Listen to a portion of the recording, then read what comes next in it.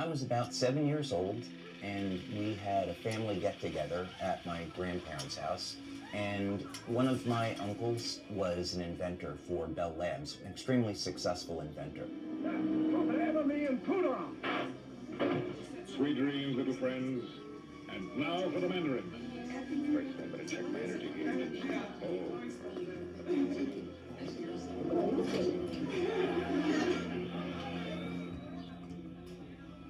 My cousins, they said, hey, let's break away from the adults and we want to go take a look at something.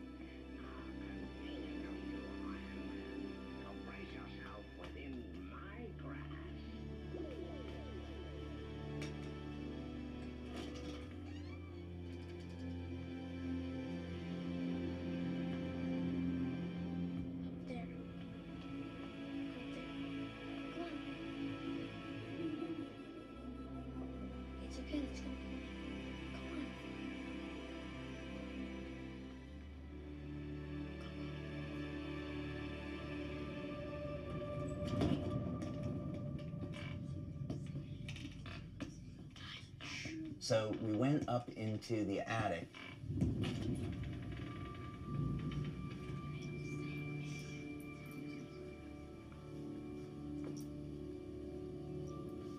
Being in that environment, something started to really resonate with me. I just thought this was the coolest thing.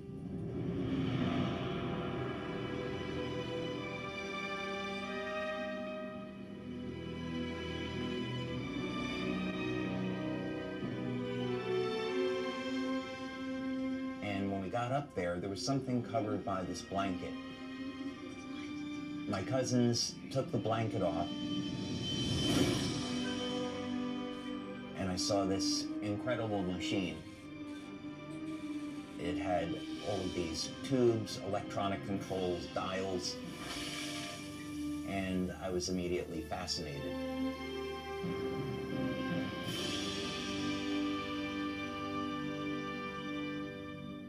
It was then that I knew that I want to be an inventor when I grow up.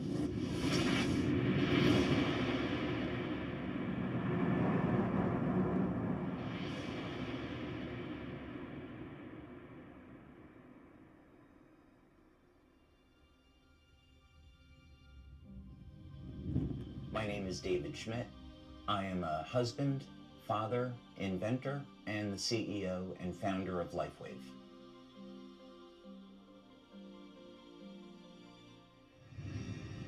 From when I was young, I always had an interest in exploring the world and learning about how things work. We didn't have the distraction of cell phones and computers, so I spent a lot of time outside with my friends, exploring the natural world, looking at insects, going for walks in the woods, and trying to understand how all these things in nature function and enjoying the beauty of it.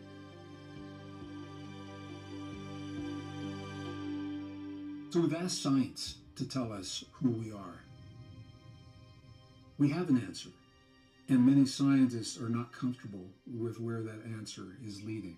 The origin of life problem is, I think most scientists today claim that that is the most difficult problem, and we still face it. Sometimes people talk about, well, we could create life in the lab, but in that case, it's usually an intelligent design explanation because you have the scientists with their intelligence, bringing together chemicals, not that they find in nature, but from a chemical supply company, and then putting them together in some very intentional way. Science is arriving at the place where our ancestors invited us to begin. And that is with the understanding that we are part of, rather than separate from, the world around us. Could it be that who or whatever is responsible for us left us a message? If this is true, where would we look for proof? God has left his fingerprint in nature and in natural design. And by studying nature with this perspective, we can unlock some secrets that have been hidden. The DNA is thought of as a reservoir or a repository of information, but actually it's much, much more than that. there's a message encoded into the DNA of all life. What it says is that the elements that make us who we are not random. And as we begin to embrace what that means, that we're part of everything that we see happening in the world, it gives new meaning to what it means to be human. Not only are we more than the product of random processes, we are designed to interact with the world around us as well as the world within us. In our DNA, there is actually a link to the ether where light is emitted. Light is information.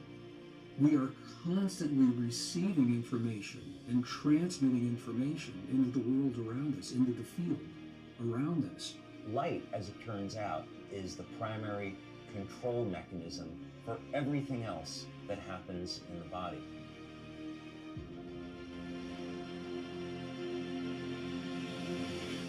If we can understand the language of the DNA, the code by which this all works, that means we can use light in an entirely different way to improve our health, our quality of life, and even change the way we age.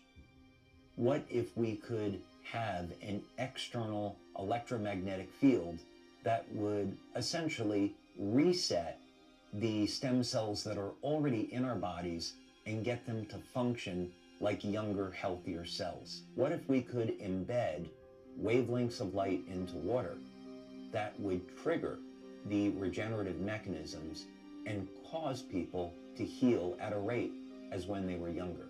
What if we actually found out that in a book that was written thousands of years ago, that information already existed? The first sentence of the book of Genesis is about, in the beginning, how God created the heavens and the earth. So when God was creating the heavens and the earth, there was a mathematical blueprint, and that blueprint shows up in nature. And it happens to show up in organisms that don't age. The mathematical codes are identical. The implications to this are absolutely extraordinary. There's a new philosophy that is emerging in the scientific community. And the philosophy simply says that consciousness informs itself through its creations. And I think it's no accident that it's only now, at this time in history, only now, that we find the message that reveals the deep truth of our existence. The question is, what is our potential? What are the limits of a human body? What drives me is that there's this enormous sense of hope that we can create technology to generate clean energy, that we can have foods that aren't genetically modified, and we can meet all of the needs on the planet that we have to, and that we can heal people and give them their lives back. In the beginning, God created the heavens and the earth. There is more information there than most people would ever realize.